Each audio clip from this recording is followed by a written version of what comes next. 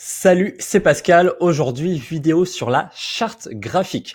Alors, pourquoi je fais cette vidéo? Tout simplement parce que lors de mes audits, je vois très souvent que la charte graphique est mal maîtrisée par une grande partie des clients et c'est aussi une partie qui légitime mon offre d'une prestation avancée par rapport à une prestation basique. Donc, c'est souvent un critère qui est voilà très très envié, très recherché. Et pourtant, je veux vous montrer à travers cette vidéo que c'est quand même super simple de créer une charte graphique voilà, qui homogène, qui donne une allure professionnelle et qui véhicule une image de marque forte sur votre boutique. Donc tout simplement en fait sur cette vidéo, je peux bien évidemment pas me servir d'exemple d'audit parce que les audits sont à chaque fois confidentiels et restent voilà complètement entre la personne qui l'a demandé et moi-même. Mais voilà, voilà, je vais vous montrer avec mes deux sites qui ont voilà actuellement une charte graphique que je considère comme parfaitement établie pour voilà vous montrer un petit peu à quel endroit il est pertinent voilà d'utiliser la couleur primaire de votre site, de votre boutique, de votre logo et à quel autre moment ça ne l'est pas spécialement.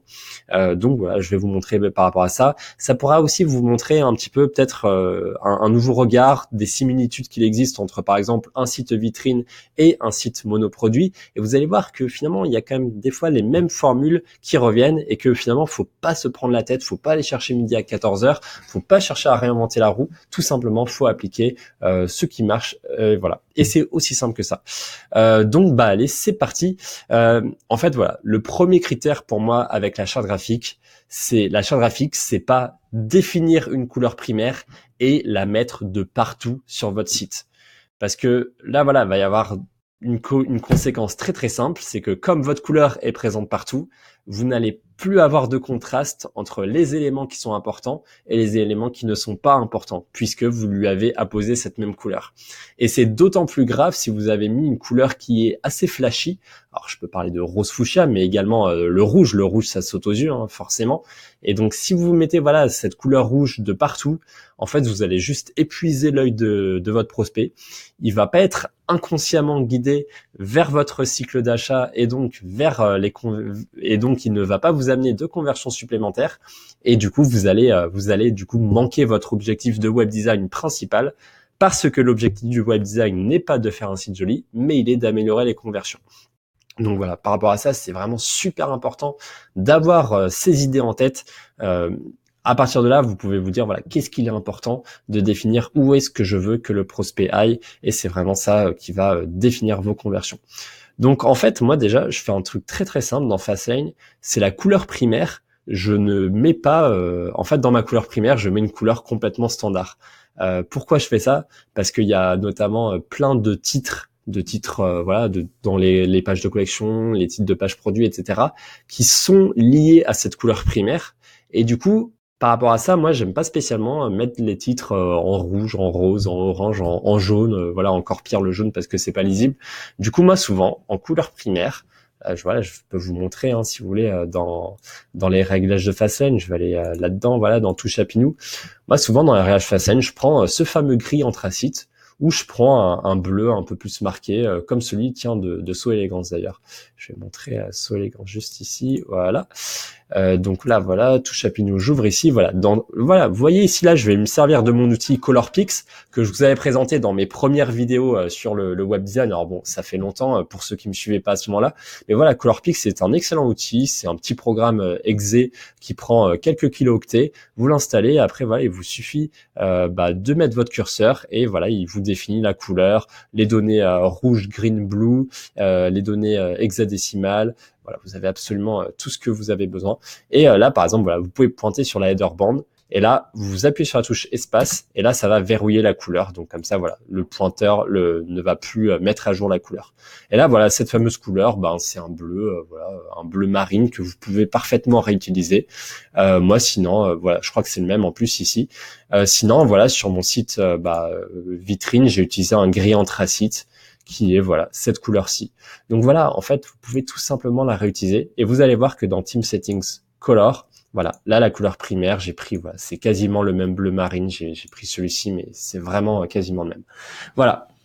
Donc là par rapport à ça déjà En faisant, c'est vrai que ça paraît contre-intuitif parce que vous vous dites oui, j'ai une couleur primaire, je vais mettre une couleur assez forte qui va vraiment se dénoter.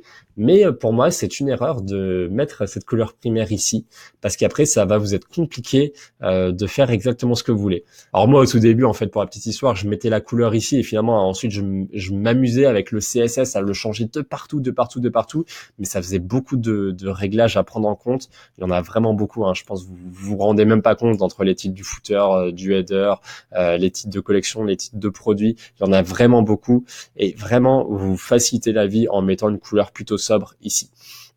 Donc ça, c'est super important. Et finalement, là, vous voyez sur un site, voilà, monoproduit comme Touche à Pignou.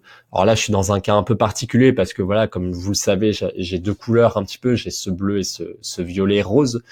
Là, voilà, sur ce site, où est-ce que j'ai finalement disséminé ces couleurs? Je les ai majoritairement disséminées sur mes images produits, sur mes templates Photoshop, sur lesquels, là, voilà, j'ai vraiment mis en avant l'image de marque. Je l'ai également mis en avant, voilà, sur un petit template Sales Snapper. Alors d'ailleurs, pour la petite histoire, c'est là où on rentre un petit peu dans le détail, mais j'ai pas mis le même violet entre ici et ici. Là, c'est un violet plus foncé qui permet, voilà, d'avoir une lisibilité un petit peu plus nette, qui permet aussi de le rendre un petit peu moins flashy, parce que j'estime que c'est un petit peu moins important, voilà. Là, voilà, vous le retrouvez à nouveau dans les images. Mais ensuite, voilà, vous voyez, vous l'avez pas tant que ça. Là, j'ai remis ici une couleur, voilà, plutôt light. Encore une fois, je crois que c'est même pas le même bleu, c'est un bleu un petit peu plus foncé. Ça, après, c'est une question de bien maîtriser les dégradés. Vous pouvez des fois chercher la couleur qui est un petit peu plus foncée, un petit peu plus claire, et ça permet d'avoir un ensemble vraiment très homogène. Mais là, vous voyez, je l'ai remis ici, je l'ai remis aussi dans les bandes, là, ce fameux bleu. Mais voilà, ça se fait en fait, ça se fait tout en subtilité. C'est vraiment ça que vous devez comprendre. Là, j'ai mis en bleu les éléments importants, donc ce qui sont les éléments de contact, et j'ai mis ici le bouton en avant pour qu'il soit vraiment clairement, visible. Et c'est aussi par rapport à ça que j'ai mis là ce footer seconde row, j'ai mis un fond clair pour que le bouton ressorte parfaitement. Sinon, si j'avais pris une couleur primaire un petit peu plus claire, enfin la couleur de mon logo si elle avait été un petit peu plus claire, là j'aurais mis un footer plus assombri pour que ça donne un très bon contraste. Donc vous voyez, tous ces réglages-là, ils sont vraiment définis par les couleurs que je choisis au début. Et notamment, voilà, après, vous voyez, le rose, finalement, le rose est très flashy. Et donc, c'est pour ça qu'à beaucoup d'endroits de mon site, j'ai favorisé ce bleu parce que j'avais pas envie d'épuiser les yeux de mon prospect. Donc là, voilà, il y a du bleu ici, il y a du bleu sur les petites bandes. Mais là, voilà, le violet, il apparaît vraiment quand on arrive sur les images produits. Et ensuite, encore une fois, vous avez donc ce fameux cycle d'achat qui, là, je l'ai répété dans beaucoup de vidéos, mais il est absolument fondamental qu'il ait une couleur différente. Alors là, bon, j'ai essayé d'innover un petit peu avec ce orange, et bon, voilà, j'en suis satisfait. Mais sur un site vitrine, enfin voilà, sur mon site vitrine, on voit que j'ai conservé le vert par défaut de Fastlane, et c'est absolument nickel. Le vert se distingue, le vert c'est une couleur qui entre guillemets rassure, c'est une couleur avec une psychologie positive, donc vous pouvez tout à fait conserver ce réglage, ce réglage ici, et assurez-vous bien entendu donc de ne pas prendre en compte comme couleur de logo un logo vert. Là, ça serait par contre très dommage parce que vous détruisez, du coup, vous reniez la deuxième règle que je viens de vous dire, qui est que, le cycle d'achat doit vraiment avoir une couleur qui se dénote de tout le reste. Donc, ça, c'est absolument fondamental.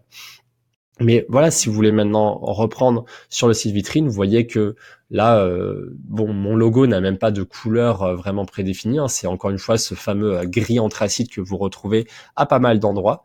Et finalement, où est-ce que j'ai une couleur un peu plus sympa, ce bleu là ici? Et ben le bleu, je l'ai repris, sur mon design de boutons. J'ai pas cherché non plus à mettre des boutons pleins. Vous voyez, je mets le plein que uniquement au survol, donc ça permet encore une fois de pas non plus fatiguer l'œil du prospect.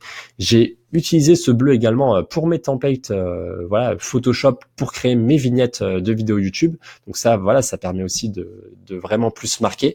Alors qu'avant, c'est vrai que j'utilisais seulement un thème, un template qui mettait mes vidéos en noir et blanc, donc un peu de manière analogue à cette photo-ci. Mais voilà, je remarque que depuis que j'ai mis ce petit arc de cercle en bleu, ça marche beaucoup mieux. Et encore une fois, j'utilise pas exactement la même couleur, hein. Si vous voulez voir encore à nouveau avec cet outil, là voilà, c'est un 007 James Bond 8D7. Et là, ici, c'est pas exactement le même code. Et là, c'est à nouveau un bleu un peu plus foncé, mais qui reste dans une logique de dégradé. Petite astuce aussi, voilà, là, j'ai mis le rouge parce que le rouge, encore une fois, c'est quelque chose qui attire la vue du prospect, donc c'est particulièrement intéressant dans une vignette de vidéo YouTube, mais j'ai pas cherché à mettre du rouge de partout, parce que quand vous mettez du rouge de partout, au final, vous créez l'effet inverse, c'est-à-dire que le prospect ne sait plus où donner la tête, où mettre ses yeux, et ça ne le guide pas spécialement aux éléments importants. Mais là, voilà, quand il arrive sur ce site, déjà, les photos en noir et blanc, c'est parfait, parce que pareil, le prospect va pas spécialement être attiré plus que ça par les photos, il va vraiment voir le texte, il va voir les boutons directement. Ensuite, il descend, là, il voit le rouge, ça va le mettre en avant. Il y a même le bouton de lecture de YouTube qui lui indique de lire la vidéo. Ensuite, il y a directement ce bouton d'ajout au panier qui reste très visible à ce vert. Et voilà, c'est tout aussi simple que ça. Et vous voyez, après, le reste, les photos sont en noir et blanc. Voilà, la majorité de mes éléments ne sont pas colorés. Là, il y a des options que Ulrich avait données pour notamment mettre des systèmes à 2 couleurs. J'estime que là, ça n'a pas lieu d'être. Voilà, donc c'est aussi simple que ça. Là, j'ai géré un nouveau bouton où vraiment, voilà, j'incite à un peu plus à s'inscrire. Donc c'est pour ça que j'ai mis le bouton plein dès le début. Voilà, le bleu qui est ici. Et au survol, il devient vert. Donc voilà, ça, je l'ai fait pour tous mes formulaires de newsletter. C'est quelque chose qui me permet de me différencier. Là, comme vous le voyez, le lien de newsletter est en bleu. C'est le fameux bleu qui est utilisé pour un lien qui donne de la confiance. Au survol, vous ajoutez un petit effet souligné pour encore plus inciter. Et voilà. Mais vous voyez qu'au final, j'ai pas fait non plus des choses incroyables. C'est-à-dire, j'ai juste défini ce bleu-là. Ensuite, j'ai mis du rouge. Et voilà, c'est tout. C'est vraiment aussi simple que ça. Et ensuite, la question, c'est vraiment de le disséminer aux bons endroits. Et après, voilà, j'ai également ce gris anthracite qui permet, voilà, d'avoir un rendu, voilà, plutôt professionnel. Par rapport à ça, vous voyez, j'ai pas réinventé la roue non plus. En fait, si vous voulez la petite histoire, le gris anthracite, c'est le même que celui du site d'Ulrich Vallet. Donc voilà, notamment, je propose, je suis un petit peu dans la même niche, je suis sur le web design, etc. Donc reprendre un petit peu une charte graphique existante, ça permet, voilà, le prospect inconsciemment va se projeter il va reconnaître une similitude entre mon activité et celle d'Ulrich. Voilà, donc ça tombe bien parce que de toute façon, je suis modérateur, voilà, du groupe d'Ulrich. Et en plus, par rapport à ça, c'est intéressant parce que j'ai juste pas à me réinventer. D'ailleurs, le bleu là ici, je l'ai pris comment? C'est le bleu de Windows 10. Donc là, encore une fois, je me suis dit bon, si Windows 10 a choisi ce bleu-là, c'est pour une raison, c'est parce qu'il fait corporate. Donc voilà, il y a un aspect très sérieux, donc je l'ai tout simplement repris. Et ce qui est, oui, voilà, si on peut même d'ailleurs faire une petite étude de cas par rapport au site d'Ulrich. Après, ce qui est intéressant de voir, c'est que même si moi au début je me suis inspiré de ce site, voilà, vous voyez, c'est vraiment le même gris anthracite ici, entre là et là. Au final, après, Ulrich Vallet a décidé un petit peu de faire son design et de partir dans une autre direction. Donc, il a maintenant utilisé ce jaune qui amène du dynamisme à son site par rapport au simple effet noir et blanc qu'il y avait. Mais voilà, maintenant, moi, j'ai évolué un petit peu dans une autre direction. Et voilà, il y a pas de problème avec ça. Après, c'est à vous de définir votre image de marque en fonction de votre inspiration, de vos préférences personnelles, de vos inspirations. En tout cas, voilà, c'était le mot du jour. Mais voilà, du coup, ça peut être intéressant en tout cas de voir comment un site web évolue. Et là, voilà, encore une fois. Là, moi, voilà, le template de vidéo YouTube, c'est quelque chose que j'ai changé récemment, qui a fortement contribué à l'évolution de ma chaîne YouTube. J'ai des templates qui font beaucoup plus sérieux. Les textes se lisent beaucoup mieux qu'avant, alors qu'avant, ils étaient un petit peu trop petits. Donc voilà, après, c'est juste des choix que vous devez prendre en compte. Mais au final, vous voyez, ces choix ne sont jamais dictés par le fait que, là, je veux telle couleur. C'est plutôt de me dire, ok, la vignette YouTube, je veux qu'elle donne un rendu plus professionnel. Je veux que mes textes soient plus lisibles, donc je vais les mettre en noir. Je vais même mettre un démo en rouge pour que vraiment ça mette l'accent. Ensuite, je vais vraiment reprendre ma charte graphique pour que ce soit conforme à ce que j'ai sur mon site web. Comme ça procure une homogénéité entre mon site web et mes réseaux sociaux. Et ça, vous voyez, c'est super important. Et là, encore une fois, jusque dans ma chaîne YouTube, jusque dans la page d'accueil ici, j'ai vraiment repris les paramètres que j'avais, la charte graphique que j'avais configurée sur mon site web. Voilà. Donc, vous voyez que après, voilà, moi par exemple, je vois souvent, cette header band, cette footer band, elle est souvent utilisée avec la couleur primaire. Donc là, elle serait par exemple en bleu ou en rose. Vraiment, ne faites pas ça. Prenez les couleurs, voilà, un petit peu bleu marine ou un petit peu gris anthracite que je vous ai montré. Pour tout ce qui est là, les éléments ici, gardez du gris, mettez un petit gris plus clair au survol, c'est nickel, voilà. Encore une fois, ça se fait tout en subtilité. Vous n'avez pas besoin de mettre des gros effets lorsqu'on est au survol. Vous n'avez pas besoin de mettre votre couleur primaire lorsque on est au survol. Voilà, les clients sont intelligents, vraiment, ils comprennent. Faut juste que vous mettiez des petites animations discrètes. Là encore, vous voyez, là je mets un tout petit un bleu, un tout petit peu plus foncé, et c'est vraiment comme ça que ça marche. Et voilà, c'est là idem. Hein, vous voyez, il y a un petit survol qui se fait. Et ça, c'est pas moi qui l'ai configuré, c'est pris par défaut par le thème Fastlane. Vous voyez, il y a jamais besoin de faire des gros réglages. En fait, dès que finalement vous faites des réglages un petit peu exagérés, vous montrez votre inexpérience en fait, et votre shop va passer pour pour quelqu'un qui a été fait. Voilà, c'est un shop qui a été fait par un amateur et pas pour quelque chose de professionnel. Quand vous essayez vraiment, en fait, je pourrais même vous dire que vous essayez de manipuler votre prospect quand vous exagérez des réglages. Et au final, quand vous essayez d'exagérer, de manipuler votre prospect, vous n'êtes pas dans une bonne intention, vous êtes dans une intention de vouloir augmenter vos ventes au détriment de l'expérience utilisateur de votre prospect. Et moi, je vous dis que c'est justement l'inverse que vous devriez faire. Vous devriez chercher à rendre les choses les plus agréables possibles pour votre prospect, à chercher à lui procurer le maximum de valeur. Et ça, c'est vrai, mais dans toutes les facettes de l'entrepreneuriat, pas simplement le web design. Et dès que vous aurez compris ça, vous verrez que tout seul, ça va être magique. Vous allez améliorer vos conversions. Là d'ailleurs, oui, j'ai une petite blague par rapport à ça, mais là j'avais un client qui hier m'avait contacté en urgence parce que il avait en fait, il avait payé des packs d'influenceurs. Là, il arrivait sur les derniers, il y avait du trafic qui venait et il convertissait pas. Alors du coup, il est devenu client par rapport à ça justement en urgence, et notamment c'était quoi ces données. Vous voyez que voilà, sur pas mal de sessions, il avait voilà un petit 4% d'ajout au panier, ce qui était honnête. Il avait un 2,73, et après voilà, ça s'écroulait complètement, ça se divisait par 10. Et en fait, ça s'expliquait notamment. Alors voilà, je vous parle vraiment d'un cas d'hier. J'ai pas encore assez de données, ce sera à vérifier sur les jours qui suivent. Mais notamment, il avait une redirection vers le checkout lors de l'ajout au panier. Et ça, du coup, c'était évidemment rédhibitoire parce que les clients se sentaient forcés. C'est-à-dire, cette personne voulait que dès qu'on ajoute au panier, vas-y, mets la CB, va payer. Mais du coup, les clients vivaient une mauvaise expérience par rapport à ça. Et du coup, vous voyez des changements là du jour au lendemain. Bon, là, c'est forcément sur un nombre de... Alors, il y a eu beaucoup moins de sessions en tout, hein, parce que du coup, là, le pack s'était terminé. Il y avait à peu près 10 fois moins de trafic entre ce jour-là et aujourd'hui. Mais là, notamment, voilà, il a eu une amélioration. En fait, tous les ajouts au panier ont converti tout simplement. Donc, bon, voilà, là, c'est un chiffre qui est complètement même ridicule. Mais voilà, c'est notamment des données que vous pouvez avoir sur le long terme, voilà, si vous faites bien les choses. Donc voilà, ça c'était le petit chiffre, j'envoie du rêve, mais vraiment sachez que si vous faites les choses bien, vous serez largement récompensé. Voilà, et écoutez, je vais m'arrêter là hein, pour la charte graphique. J'espère que vous avez compris qu'en tout cas, voilà, d'un point de vue réglage, mettez une couleur vraiment plutôt sobre ici, et ensuite ensuite essayez de effectivement mettre une couleur marquante sur votre logo, et ensuite réutilisez-la sur vos templates d'images produits.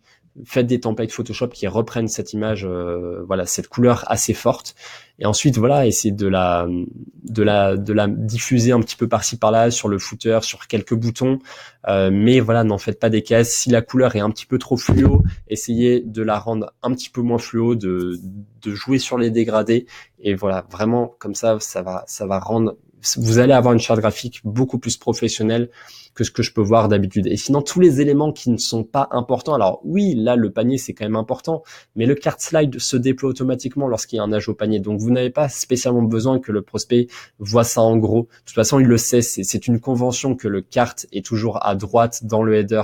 Là, dans Amazon, vous voyez, c'est pareil. Donc, au bout d'un moment, vous n'avez pas besoin d'en faire des caisses. mais tout simplement, voilà, à partir de là, donc tous les éléments, mettez-les en noir, ça c'est en noir, ça c'est en noir, ou voilà, un petit grisé, un petit gris anthracite, vous avez compris. Voilà, et ben j'espère que cette vidéo vous a plu. Si elle vous a plu, n'hésitez pas à liker la vidéo, ça me fera toujours plaisir, ça me permettra de voir que vous avez aimé ce contenu et que je pourrais vous proposer quelque chose de semblable. N'hésitez pas à laisser aussi des commentaires si vous avez des questions sur un élément en particulier. Encore une fois, voilà, j'estime voilà, avoir donné tous les éléments possibles, mais voilà, les questions, ça me permet toujours de reclarifier des éléments, d'aller un petit peu plus loin, donc c'est toujours intéressant par rapport à ça. Et si vous souhaitez souscrire un audit gratuit, pour que je vous dise si notamment votre charte graphique a été bien optimisée, et n'hésitez pas à souscrire à un audit ici. Comme je vous l'ai dit, c'est gratuit, c'est sans engagement pour la suite. C'est évidemment confidentiel, donc je ne vais pas montrer votre audit à d'autres personnes. En bref, vous n'avez absolument rien à perdre à prendre cet audit. À partir de là, voilà, je vous demanderai même pas de témoignage vidéo ou quoi que ce soit. Voilà, il y a pas du tout de sous-garantie. Donc voilà, c'est vraiment un service de bonne foi que je vous rends. Je joue le jeu. À partir de là, je vous amène à vous poser les bonnes questions. Si vous avez les compétences pour avoir un site professionnel par vous-même, c'est tant mieux pour vous. Moi voilà, j'aurais joué le jeu en tout cas. Je vous aurais donné le maximum de valeur que possible. Et si après vous pensez que ça va être beaucoup de process à assimiler pour vous, voilà, là vous voyez, j'en ai balayé qu'un seul et il y en a bien entendu une multitude d'autres. Et si vous pensez que voilà, c'est hors de votre portée, vous pouvez tout simplement souscrire à mes services, comme ça voilà, le web design est délégué et à partir de là, vous vous concentrez sur votre offre. Voilà, en tout cas, j'espère que cette vidéo vous a plu. C'était Pascal, à la semaine prochaine. Ciao.